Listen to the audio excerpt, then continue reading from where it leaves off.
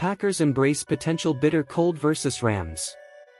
Leave your like, subscribe and turn on notifications so you don't miss anything about the Packers. Green Bay Packers quarterback Aaron Rodgers is ready to give Mother Nature a cold embrace. "I love when the weather turns and we get to have some Packer football weather," Rodgers said after Thursday's practice. "It will be Packer football weather on Monday night against the Los Angeles Rams. The forecast calls for a high of 19 and a low of 12. With the sun setting about 3 hours before kickoff, it will be about 15 at kickoff, or about 45 degrees colder than in Los Angeles. That, theoretically, will give the Packers an edge in a must-win game.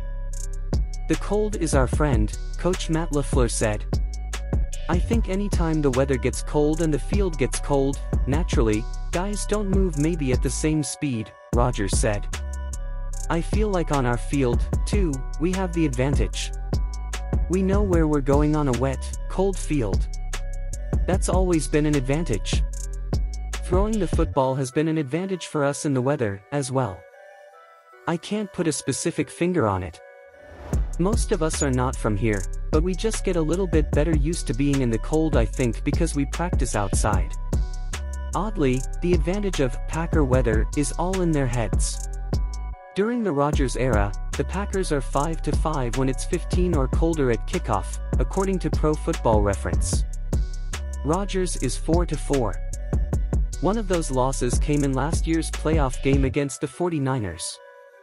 "You can't get too warm on the sidelines," Rodgers said. "You have to be wary of spending too much time in front of the heater because it becomes drastic once you go back on the field.